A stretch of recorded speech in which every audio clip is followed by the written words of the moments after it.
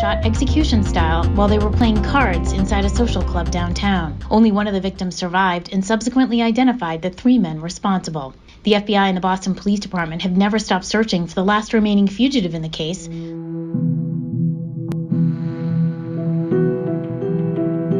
Everyone was in shock. It just doesn't happen in Boston. We know that Asian gangs exist. We know who the members are. We know who their leaders are. January 12th, 1991. Boston's Chinatown. The city was cold, still, and quiet. But behind the door of 85 Tyler Street, in a cramped second-floor room above a Chinese restaurant, something heavy was building.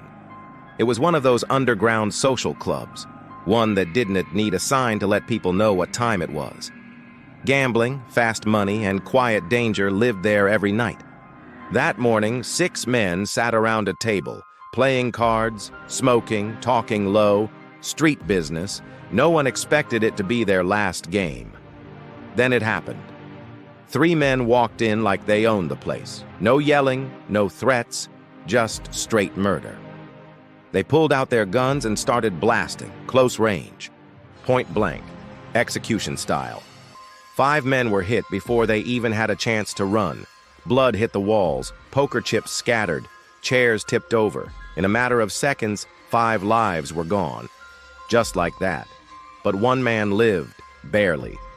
Shot and bleeding, he survived long enough to tell police what happened. He gave them something the killers didn't expect. Names: Nam the Tam, Sini Van Tran, Hung Tien Pham. This wasn't some random robbery gone bad. This was an organized hit, tied deep into Asian organized crime, part of a turf war over the underground gambling scene that was booming in Chinatown. See, Boston had its gangs, but this world was different. Quiet, calculated, ruthless.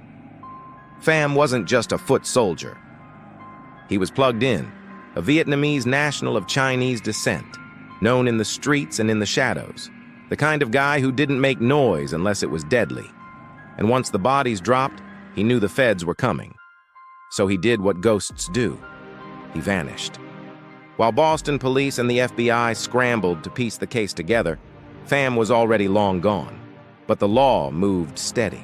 In 1998, 7 years after the massacre, the other 2 suspects, Tam and Tran, were caught hiding out in China. It took time, but the U.S. got them extradited, flew them back, and put them on trial. They were found guilty. All 5 murders. Life without parole. Justice, at least halfway. But Pham? Still no sign. Last seen in Thailand sometime in the late 90s. Since then, not a whisper. Some say he changed his face, got new papers, disappeared into the crowded cities of Southeast Asia. Others say he died years ago and no one said a word. But the FBI doesn't think so. They've kept him on their most wanted list for over 30 years. They're still offering $30,000 for any lead that brings him in. 30 bands for a name, 30 bands for closure. But so far, nothing. And what about the families? What about the sons, the fathers, the brothers who never came home from that card game? What about the survivor, still living with that trauma, knowing that one of those killers is still out there walking free? That kind of pain doesn't fade, it festers, it gets heavier with time. The Chinatown Massacre wasn't just a news headline, it was a wake-up call. It was proof that organized crime wasn't some Hollywood script. It was real. It was here. And it didn't care about neighborhoods or boundaries or who got caught in the crossfire. It just wanted control, territory, fear. 85. Tyler Street has changed since then. Businesses come and go. People walk by without knowing the blood that stained those floors. But in the community, especially among the old heads, that night still lives. That silence still echoes. That unfinished story still haunts. And Hung Tien Pham? If he's still alive, he's living as a ghost. Maybe he looks over his shoulder every day. Maybe he walks freely in a place where no one knows his past. But the truth is this: time don't erase blood, and justice don't have a deadline. Someone out there knows where he is. Someone saw something. Someone's been quiet too long. And maybe one day, one slip-up, one phone call, one old photo pops up, and the last chapter of this story gets written. Until then, the Chinatown Massacre remains one of Boston's coldest, deadliest crimes, a scar on the city. A reminder that some monsters don't live in fairy tales. They walk through real doors, carrying real guns, and leave real bodies behind. 5 men died, 1 man survived, and 1 man is still missing.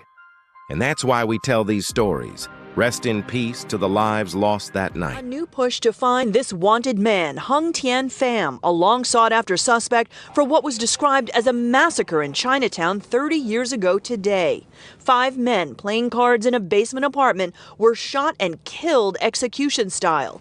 Then Mayor Ray Flynn described the scene back in 1991. I haven't seen anything like that, certainly since I've been mayor. And in my lifetime, it's almost like a war scene. Authorities say Pham, who would be 60 years old today, is one of 3 gunmen behind the murders. The other 2 shooters are serving life sentences. Pham is the only defendant in this case who has not been arrested and convicted. Dan Conley was the district attorney during the trial of the 2 convicted. Pham should not avoid accountability just because of the passage of time. But this was execution style. People were put on their knees. They were told to put their hands behind their head. They were begging for their lives. Though no motive is identified, Pham was known at the time as a rising star in Asian organized crime. Number one, we don't give up when there's a case, especially of this magnitude, that affected our community as much as these crimes did. Secondly, is we can bring a lot more resources to bear than we could have many years ago. There was a 6th victim who miraculously survived being shot in the head and proved to be a pivotal witness in the case brought against these 3 gunmen. As for Pham, his last known whereabouts were in Thailand back in the late 90s. Live in Chinatown, Sarah Conji, WCVB.